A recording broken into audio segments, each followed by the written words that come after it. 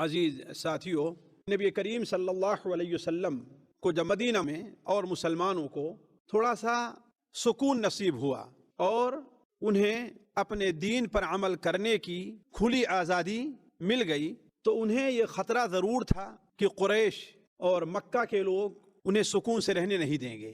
لہذا اس کے لیے اللہ کے رسول صلی اللہ علیہ وسلم نے مختلف تدبیریں کی۔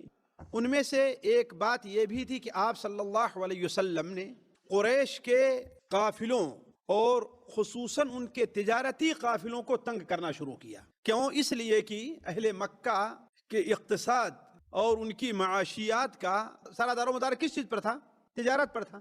انہی دستوں میں سے ایک دستہ وہ بھی تھا جس میں آپ خود بنفس نفیس شریک ہوئے تھے، وہ غزوہ عشیرہ کا ہے۔ یہ قافلہ تجارتی سامان لے کر کے کہاں جا رہا تھا؟ شام کی طرف جا رہا تھا، جس کی قیادت ابو سفیان کر رہا تھا، جو ابھی تک مسلمان نہیں ہوئے تھے۔ جب یہی قافلہ رمضان 2 ہجری میں واپس آنے لگا تو آپ صلی اللہ علیہ وسلم اس کے بارے میں بہت ہی چوکنا تھے۔ کیوں؟ اس لیے کہ اس بار آپ صلی اللہ علیہ وسلم نے یہ فیصلہ کر لیا تھا کہ صرف انہیں ڈرانا ہی دھمکانا نہیں ہے، بلکہ ان کے اوپر ایک کاری ضرب لگانی ہے۔ کیوں؟ اس لیے کہ جتنا کچھ کافروں نے ہم سے لوٹا ہے اس قافلے کے مقابلے میں بہت زیادہ ہے، اور اس طریقے سے کافروں کو عبرت بھی ہوگی کہ اب ہم خاموش نہیں بیٹھے بلکہ اپنا بدلہ بھی ہم لے سکتے ہیں۔ چنانچہ رمضان المبارک کے بالکل ابتدائی ایام میں 8 رمضان المبارک 9 10 آپ صلی اللہ علیہ وسلم گھر میں بیٹھے ہوئے تھے کہ اچانک صحابی بھاگتے ہوئے آتے ہیں اور کہتے ہیں کہ ابو سفیان کا قافلہ شام سے واپس آ رہا ہے۔ یہ خبر ملنی تھی کہ آپ صلی اللہ علیہ وسلم نے مدینہ منورہ میں منادی کرا دی کہ جس کے پاس اپنی سواری تیار ہے، اس لیے کہ جنگ کا کوئی ارادہ نہیں تھا، اور جس کے پاس جو ہتھیار ہے وہ لے کر کے نکل کھڑا ہو، اس لیے کہ جلدی آگے پہنچ کر کے قافلے کا راستہ روکنا تھا۔ لیکن اللہ تبارک و تعالیٰ کچھ اور ہی منظور۔ یہ سبب بنا ہے ساتھیوں غزوہ بدر کا۔ ابو سفیان کوئی معمولی ذہن کے آدمی نہیں تھے، بڑے ہوشیار۔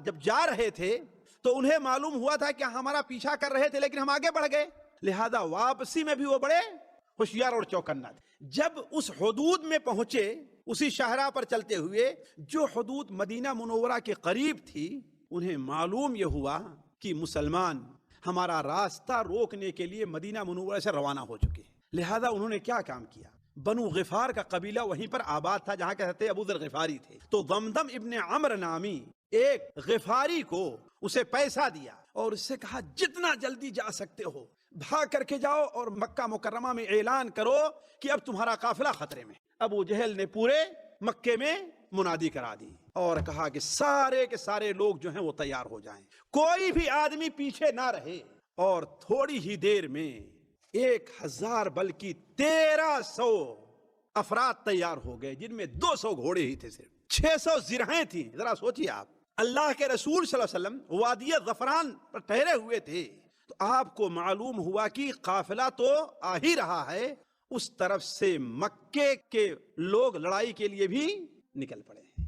اب آپ صلی اللہ علیہ وسلم کو یہاں پر اب یقین ہو گیا کہ اب کیا ہے، ایک فیصلے کن لڑائی کا وقت ہے، آ گیا ہے۔ قصہ مختصر یہ کہ پھر رات ہی میں آپ صلی اللہ علیہ وسلم نے، یہ 15 رمضان کا واقعہ ہو یا 16 رمضان کا واقعہ ہو، آپ صلی اللہ علیہ وسلم نے رات ہی میں اپنی لشکر کو ترتیب دیا۔ حضرت علی بن ابی طالب کی روایت ہے مسند احمد وغیرہ میں کہ ہم میں کا کوئی ایسا نہیں جو سو نہ رہا ہو بدر کی رات کو، صرف اللہ کے رسول صلی اللہ علیہ وسلم پوری رات جاگتے رہے، اللہ سے دعا کرتے رہے اور روتے رہے۔ سورج نکلنے کے بعد جنگ شروع رہی ہوگی، عصر تک آپ صلی اللہ علیہ وسلم مسلمان شہیدوں اور کافروں کو دفن کر کے آپ فارغ ہوتے ہیں۔ اب آپ سوچیں کہ جنگ کا خاتمہ کتنا جلدی ہوا تھا۔ دنیا تاریخ کا یہ سب سے مختصر اور سب سے تعجب خیز معرکہ ہے۔ اس میں کافروں کے 70 آدمی مارے گئے، مسلمانوں کے 14 آدمی شہید ہوئے تھے۔